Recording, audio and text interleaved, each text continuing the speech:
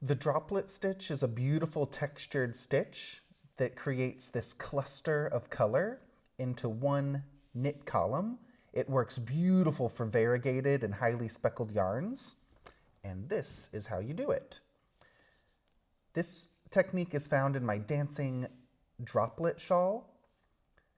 You'll come to instructions that say Droplet 1. Droplet 1 works into this single knit stitch, and you dive down 1, 2, 3, 4, 5 rows below into the center of that knit stitch.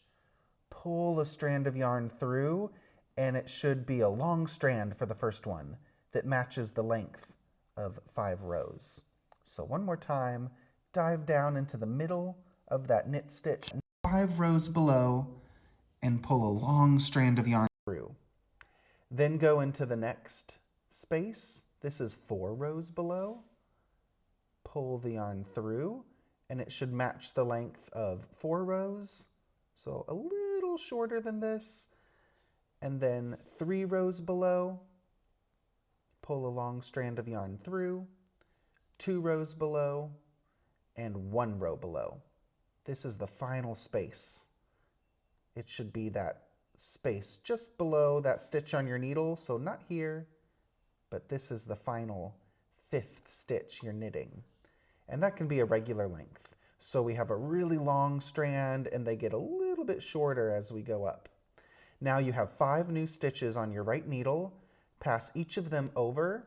Oh, sorry, before we do that, we have 5 stitches on your right needle, and then now we need to purl that next stitch. Now we have the 5 new stitches and the stitch you just purled.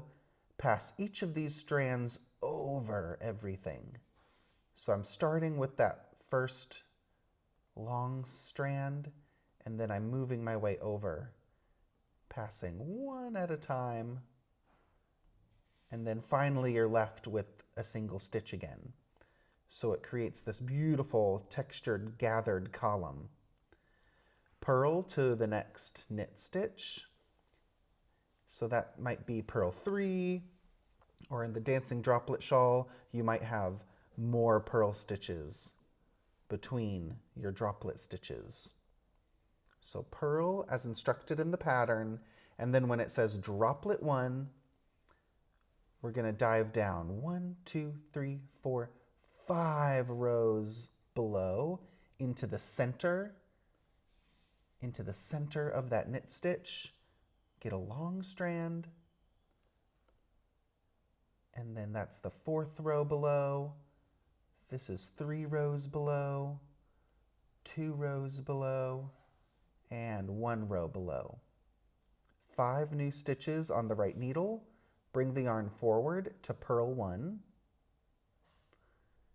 Pass each of those strands over, starting with the longest strand and then working your way to the shorter strands.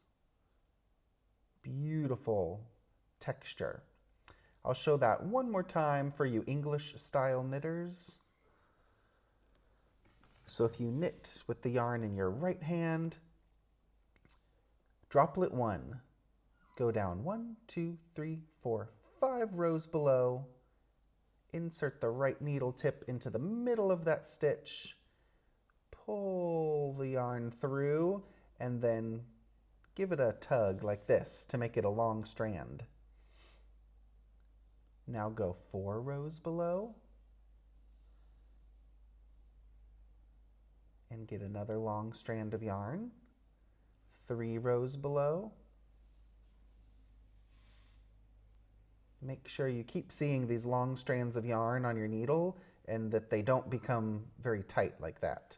You want to pull the yarn and give it some extra length. 2 rows below. 1 row below.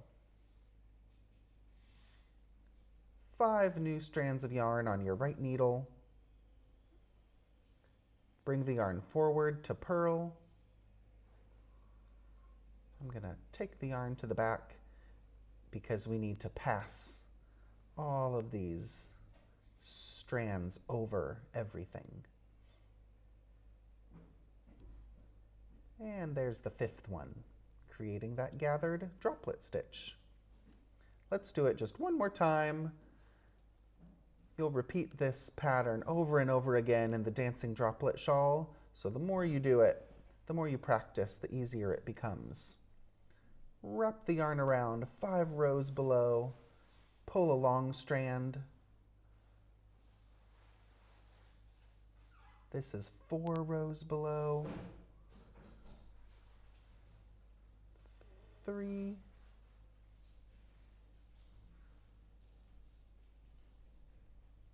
2, and 1. Purl the next stitch and pass each strand over. 1, 2, 3, 4, 5. How cool is that with variegated yarn when it's like highly saturated or streaked in one part of the yarn, you can get a pink cluster. That was really cool how that worked out with those bits of yarn. Sometimes you might get a gray cluster if you're doing that technique with the gray yarns like over here, and then sometimes you'll get a bundle of pink saturated colors. That's so cool with variegated yarns. This is with Twisted Ambitions DK, his Wicked DK yarn. I love those speckles because you get those clusters of the speckles there. And this was another fun variegated colorway. And near the border, I had a third splashy color that had some very intense contrast with very dark and light, moody moments. So sometimes you'll get a dark droplet and sometimes you'll get a light droplet, depending on where it happens with the part of your yarn that you're working with.